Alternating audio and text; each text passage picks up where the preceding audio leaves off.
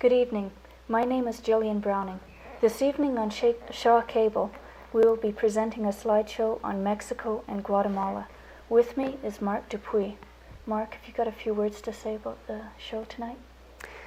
Yes, the slideshow is about a three-month period that we spent in Central America.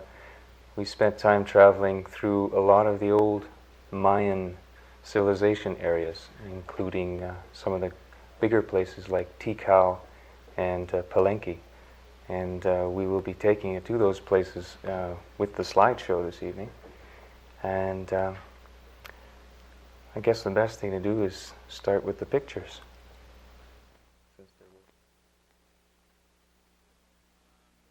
Oh, I see. Okay, don't shake. Now this is a contemporary piece of work with the sapote tree. This is the wood that in the ruins are still in place as wood beams after 1,200 years of aging. And this was made just recently, carved out in Belize. This is actually from Belize. But it's the same wood. It's a little working sailboat with moving sails and everything. We expect to be able to keep this boat for at least 1,500 years, since it's will be in the protection of our home. So back to Tikal.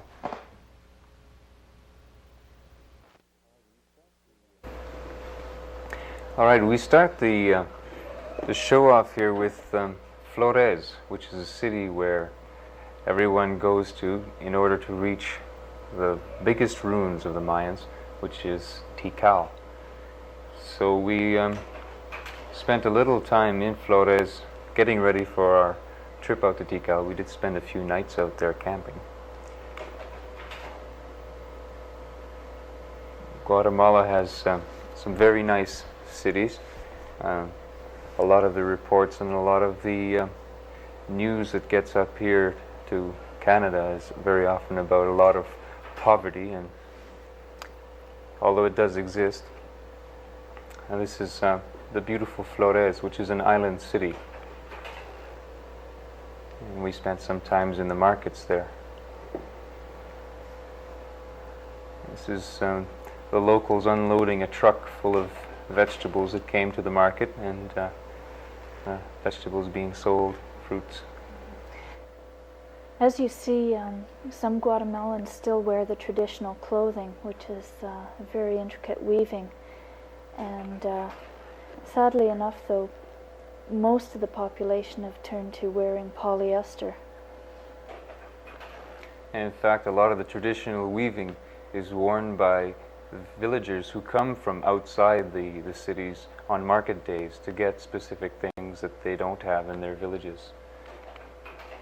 So that here you see the actual city people are quite different very often, and you can pick them out.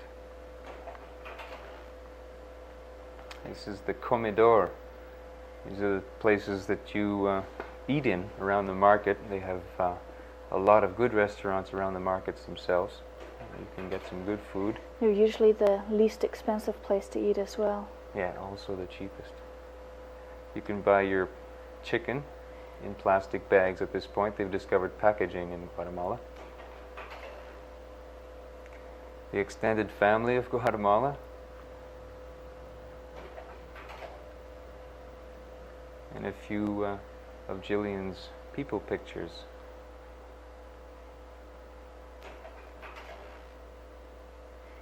I went around the village and attracted the attention of these children by juggling oranges. They're quite fascinated.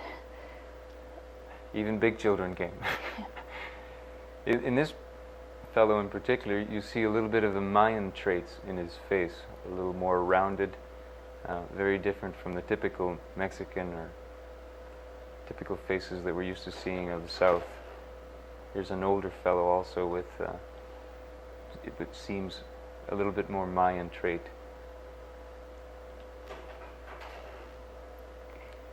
While I was at the market, I came back to find this guy. He had changed somewhat, as he had slightly longer hair and a beard. The tropics just aren't right for longer hair. You know, it just gets matted and your scalp just gets itchier. It's hard to keep up. Why did you shave your head again? Well, actually, I always wanted to shave my head. In India, I'd wanted to shave, but a lot of the travelers did it, and it sort of was like the thing to do rather than the experience.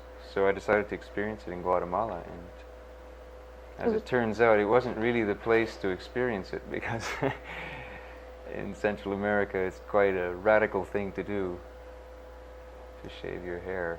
But it was a lot more comfortable, a lot cooler. So then we went to Tikal, to the actual ruins, where they were having festivities. They were celebrating the anniversary of their governmental ministry, which is which archaeology is included.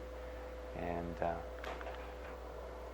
this is the Guatemalan national tree, which is called a ceiba tree. It's in the entrance to the Tikal ruins. This is the jungle light that surrounds the Tikal ruins. The jungle lets in rays of light and plays on the plants and gives you such beauties. So up the twisting, winding road, we take you straight to the center, the plaza, which is the center of Tikal. This is the world-renowned center with the temple number 3, which is actually probably number 1 in popularity. Excavations were made and in the early 70s, and for about 7 years, they cleared and worked very hard to get all the vegetation off these ruins that were completely covered by jungle. It was an incredibly huge complex. Tikal itself had over 3,000 structures to make up the general populace, and it had also all kinds of supporting buildings which were made of woods and thatched roofs, so that it spread out for several kilometers. The architecture is superb. It's all limestone, and they made the mortar out of limestone itself too, by heating up limestone rock and crushing it into a powder and making cement. This is a view of the living quarters, the sort of arrangements they had on the inside. And these structures were all covered, of course, at one time. This is a view out of a bedroom. The Mayans were very short people, 4 feet. Between 3 and 4 feet is actually what some of the books say. And Gillian here just bumped her head going into a little room. Here's where we get a view of the inside of a Mayan room. Rooms are rather small because all they do is sleep in them and live on the outside. At the top of the picture you can see wood. That's actual wood, lintel wood of a sapote tree. This picture shows the paving. Every about 10 or 15 years they would put a new layer of cement over top the whole city, and in fact the whole city was covered with cement. And this shows what has happened in time, how the jungle has overtaken the ruins. This is fairly clean. They've excavated this. They just decided not to cut this particular tree. And this is what's growing on the ruins after just 15 years. This is after the excavation. So the jungle doesn't take much time in coming back and growing over. And this is what is on top of the ruins that have not been excavated. You can see on the left the roof itself of the building, and on top the jungle growth that's there, and in fact quite a large tree.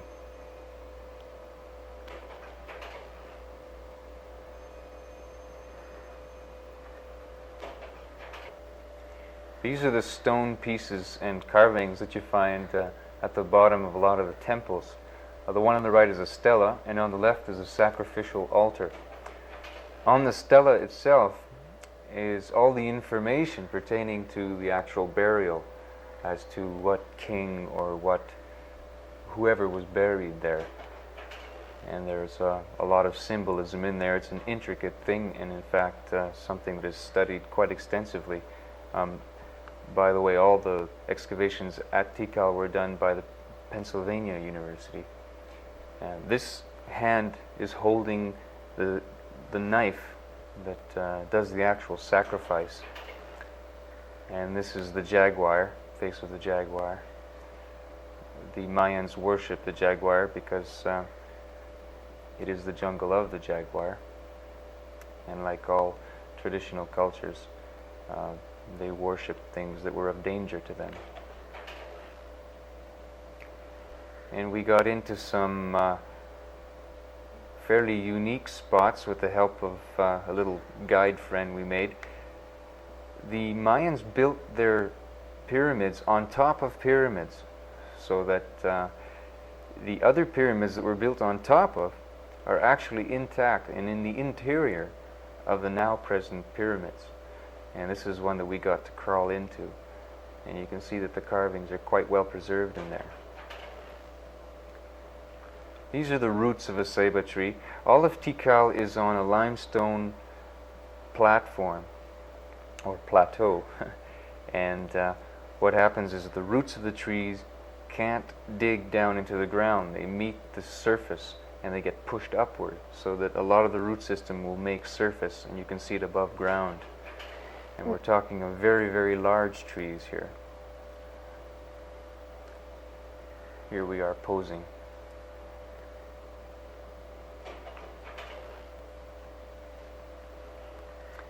A little close-up on flowers. The area of Tikal is particularly beautiful with the wildflowers, and also there are over 500 species of tropical birds there. So it makes it very colorful. Off on the right, in the upper corner of the picture, you can see Temple 5. And this is one of the greater pyramids of the ruins.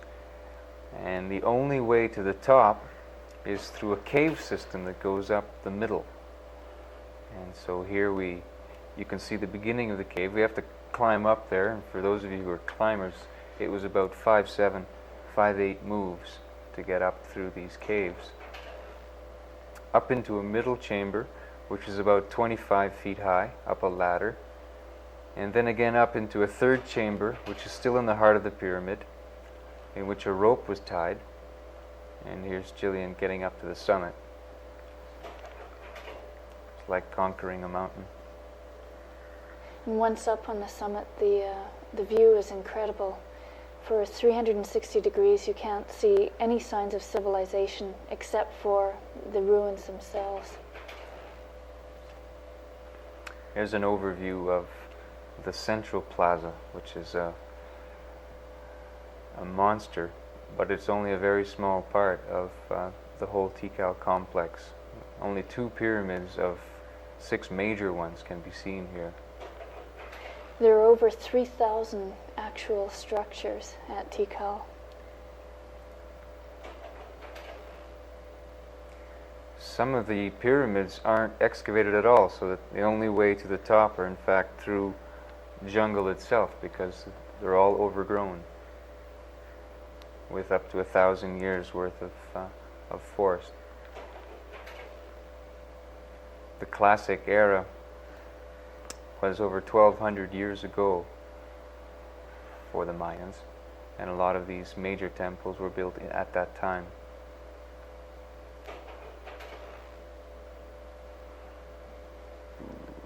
Also from the jungle trees, the spider monkeys and howler monkeys make the trees their homes, and in the early morning or at dusk you can hear the howler monkeys growling, and they make quite a noise.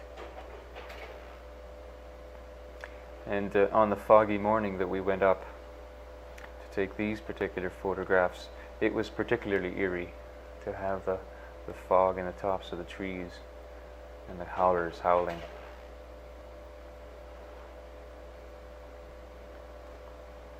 A farewell to Tikal. Here's another room called Chunang Tunich, which is on the Guatemala-Belizean border, which is not far. There are Mayan cities scattered all over Central America.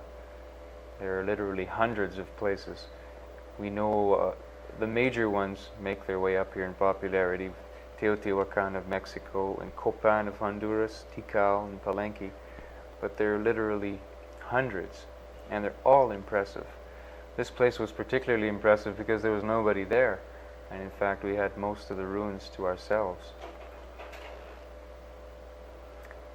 This is some of the sculpture work on the sides of the pyramids. And I'm afraid to say that graffiti has destroyed some of the sculpture. Some of it remains untouched. Somehow the Guatemalans and the people of these countries don't have the same understanding or respect for the tradition that's laying in their jungles. To them it's just a bunch of rubble. And so we come down with our interests, and they're in fact quite intrigued at how curious we are about these things. But after the ruins we went back to Flores. Flores meaning flowers. It's an island city, so off in the distance there you can see Flores as an island. And we went to a little national reserve where they had... Oops. This is not the National Reserve. This is our room in Tikal. For about $1 or $1.50 or $2, you can get a fairly good room for 2 people down in Guatemala. And this is the common bath that you use. Looks a little worse than it actually is. And from the room, if you're too lazy to get out of your bed, this is the sunrise that you get. And if you can get up at 6 and go out, you can find something a little more precious.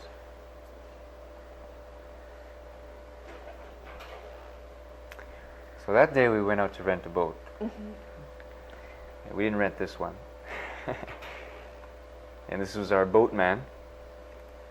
Fellow's got gold teeth because he's very good at drawing in suckers for the ride.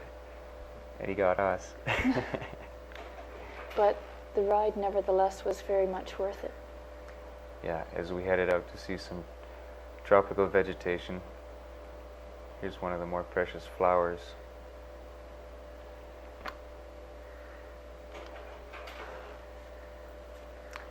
They also had some animals in this reserve. This is the shoulders, the very strong shoulders of the jaguar. A real live one. And this is he eating bones. He wouldn't stand still for the picture, would he? No. Well, they also had a slide out there. The slides that have become so popular in British Columbia and Kelowna and Vernon and places where you get to speed down these slides. They have this smooth cement slide that turned out to be quite an enjoyable afternoon. It winds its way down through the jungle, and then you fly out into the lake. It's quite a refreshing experience. It actually shoots you out at about 10 feet, 12 feet above the water at some incredible speeds. You just fly out of the tunnel and go out some 25, 30 feet before you actually make contact with the water. This is a good friend of ours, David from Vancouver. Looks like he's driving something. So from that excitement, we decided to make our way up towards Mexico from that northern tip of Guatemala. Tikal is up in the very northeastern tip of Guatemala, which reaches up into Mexico.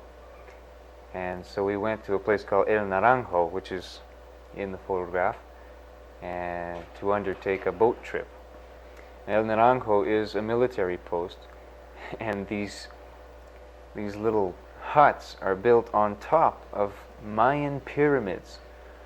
So the military outposts are actually parked on the peak of these pyramids that have not been excavated, because as I said earlier, there are scats of pyramids everywhere in Central America. And this is an example of a place that's not quite as impressive as Tikal or Copan or Palenque, and so no one has the funds to go and excavate it, so it just remains unknown and in fact becomes a military check post. And from there we're going to check out of the country and go up the river, up into Mexico. An overview of the last point in Guatemala. These are the pongas. These are the boats that we took. They're up to 60 feet long with a 55 horsepower Yamaha or Suzuki on the back. A very odd looking boat, especially 60 feet long. And it took a lot of load and a lot of people, and we just weaved our way up through the jungle along the river. Very lush jungle, overgrown on the sides. You can hardly beach in a lot of these places because the jungle is so thick.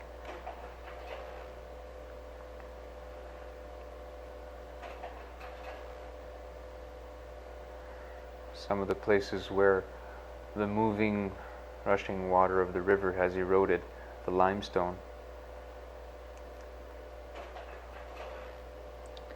As we approach Mexico, the jungle has been cleared and you start to see farmland. Mexico is a lot more developed than Guatemala. You're struck by it as you come across the border. Although you're not expecting to see differences very often in a Central American country like that. The differences between Guatemala and Mexico are quite vast, and you experience them when you cross those borders. And this is Palenque, where we camped for a week. Palenque is a Mayan ruin settlement in Mexico. Slightly different architecture. They do have pyramids, but they built things a little different. Also, the stones were considerably smaller at the Palenque construction. And they were in fact carved out of these pools, which are waterfalls that trickle down from the actual ruins, and they have pools in the upper ends where you can bathe. You can bathe anywhere along it actually when it is the rainy season and there's a lot of water coming down. You can see people in the upper part of the slide there sitting in the sunshine bathing. And these are Mayans, like a Mayan staircase. It just came down all the way from the ruins for a couple of kilometers. And the water flowed down. The princesses bathed in the upper pools and everybody else down below. Palenque is a very lush area, a lot more lush than Tikal. The jungle is a lot thicker, and there are mountains, so that the setting is a lot different. And these are the fields. It's different to see a farmer's field like this with a palm tree sitting in the middle, or off to the side. This is some of the growth happening in the fields, some pretty mushrooms.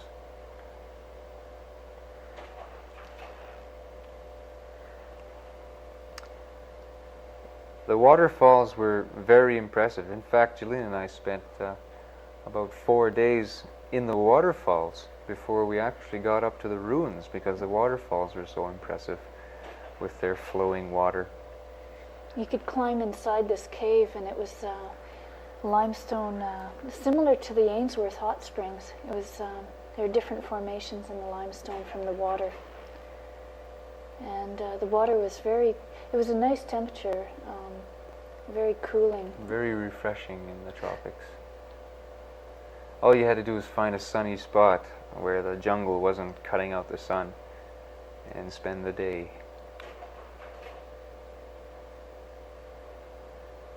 This was looking out of another limestone cave which didn't have water flowing over it, but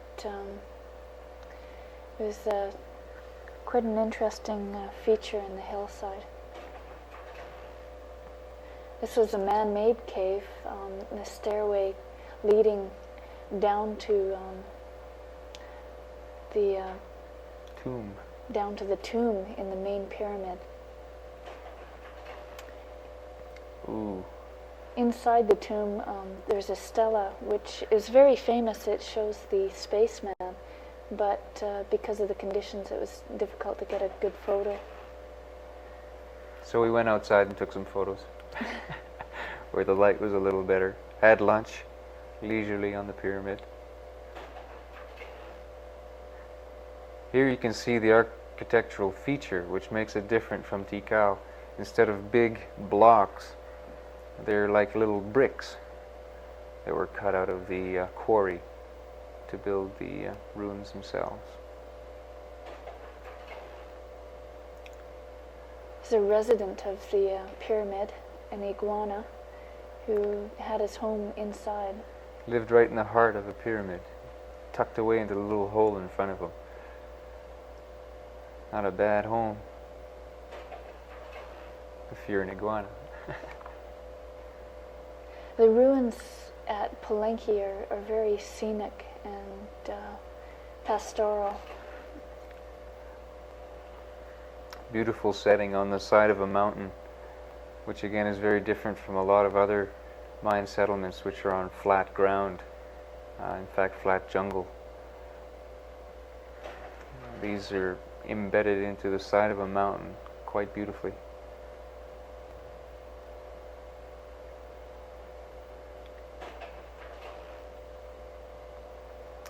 A scorpion, for someone who's never seen a scorpion, about 3.5 inches long. This one's dead. It's the only reason we got so close. Yeah. We met some, I guess you could call them Mexican hippies, and we spent quite a bit of time learning about their lifestyle. We found a little bird that had injured a wing and was sitting on the ground. So she picked him up and she's taking him somewhere to take care of him. Then we went to San Cristobal, which is one of the most picturesque and beautiful cities of Mexico. The city itself is at 6,600 feet in elevation, and quite a large city with an incredible number of churches. The city of the conquistador. Yeah. It's like a little Kathmandu. It's all hemmed in by the mountains, and although the mountains aren't as big, but very, very traditional, very picturesque.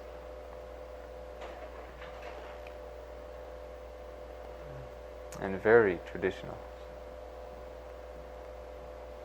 We spent 10 days in San Cristobal, studying a little Spanish and just walking its streets. There are also a lot of interesting places to visit in San Cristobal. And a lot of the churches are perched on top of hills, so that the views are very, very nice. And this hill that we can see in the distance has a church on the top, and our room, our hotel, was right on the base of the mountain, the highest buildings you can see below the church, so that we had a view of the city from our room. And this was the key to our room. Makes you feel safe. We felt real secure, yeah. Just for an idea of costs in Mexico, we had this house with a bedroom, a dining room, a kitchen, a shower with hot water, a private bath, a balcony, our own place. It was costing us $6 a night, and we found that too expensive, didn't we? Mm-hmm.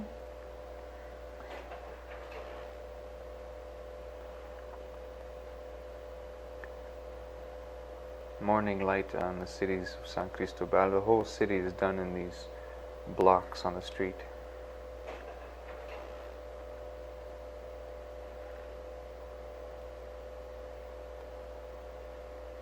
Now always a church looming in the distance.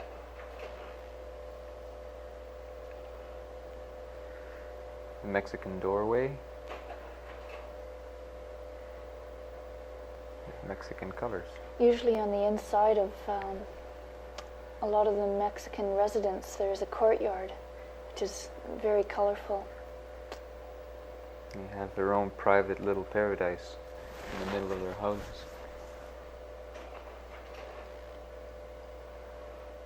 Mexican insurance. Bars on the window. These were bars on our hotel room in another place.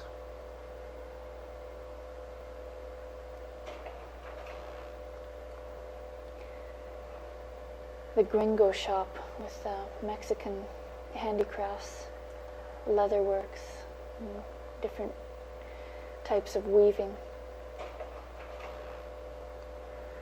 This is the corn on the cob stand as we make our way towards the market. These are hills people. All the surrounding areas again are wearing traditional garbs and do a lot of traditional weaving and come into town to do some selling, sell their arts and crafts. You can see that the traditional dress is quite unique, and in fact this is not a put on or a show that we're seeing. These people dress this way, and in the cities of course it's the polyester.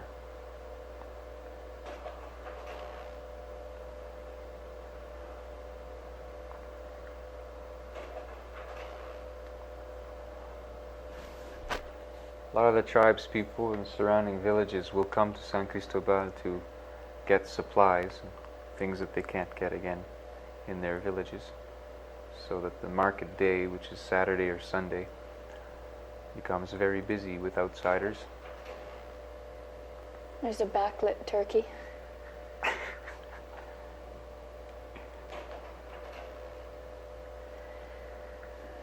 Oranges. Oranges are a very popular fruit in Mexico because they like to make juice, or jugo de naranja, which we indulged in very much, 2 or 3 glasses a day. At least, yeah. They just put the oranges in these presses and just squeeze every last drop out of them, and you can get a glass for usually about 30 or 40 cents. Those are tall glasses, so we got all our liquids usually with our juices rather than drinking water, although we did drink water also. Drank a lot of water when we ate these. Keep it cool. This is the way you buy things in the markets. Scoop them up and pay per container. These are little tomatoes. This is the sapote fruit, and the sapote is the tree which we mentioned earlier that was in the Tikal ruins. It's a prominent tree in the forests and the jungles of Central America, and as well as a good construction wood, it produces a fruit.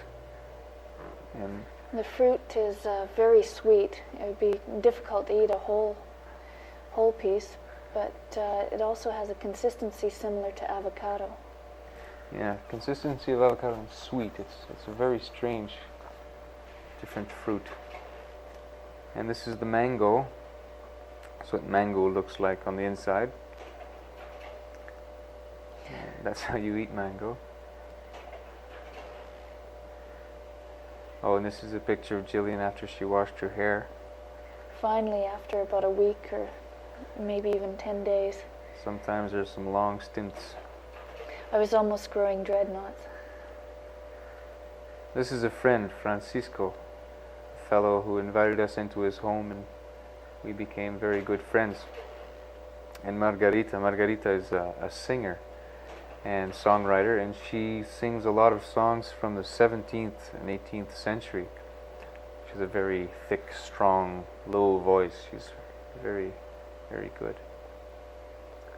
This is before we leave San Cristobal on our way to Mexico City.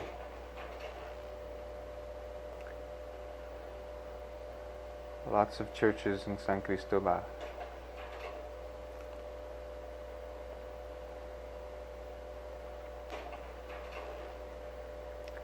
So on the road to Mexico City,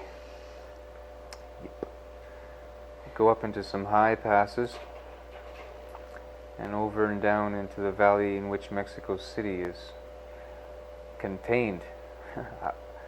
However difficult it is to contain Mexico City, it's such a sprawling place. This is Popocatépetl, the tallest, or the second tallest volcano in Mexico, and the downward slope, we're sloping down into Mexico itself, the city, and into some outskirts. the barrios. Los barrios. They sprawl for miles and miles, as far as you can see. And this is downtown. This is the only skyscraper in Mexico of this dimension, a very tall one. Seguros Latinoamericanos. How many floors were there? About 40 floors. 40 floors? With an observation deck on top. So we made our way to the base of the building.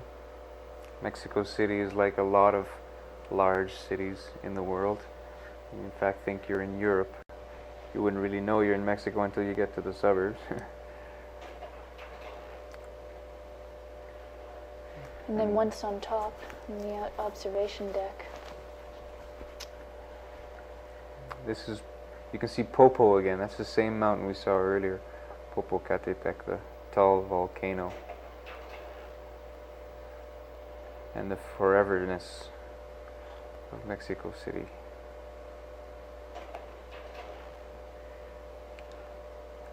A lot of beautiful architecture in Mexico. A lot of architects of the world have made their way to Mexico and built some very interesting structures. The skyscraper we're on was in fact one that was built. It's an anti-earthquake building, built with flexibility so that it can flex during earthquakes. So that it doesn't do this. So it doesn't crumble like that building. Yeah? Some of the buildings that were destroyed during the earthquake a couple years ago still haven't been cleaned up. And it's a sad reminder of the tragedy.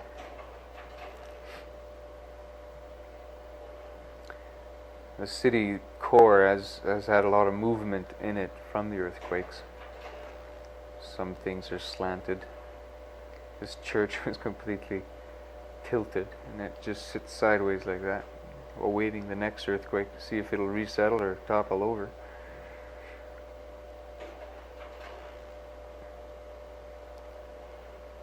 Palacio Nacional.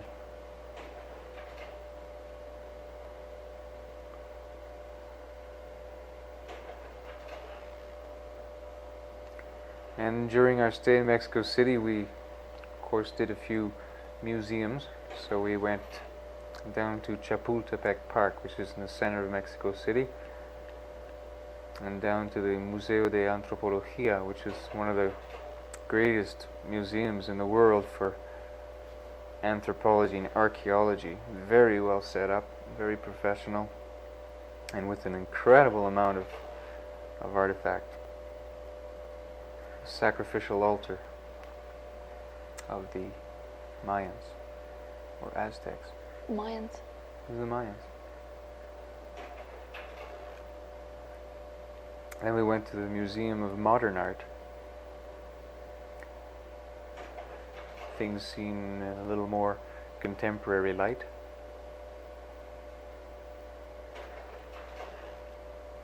We couldn't figure this one out. We thought maybe it was R2D2 or... The beginnings, the inspiration of Don Quixote in modern attire.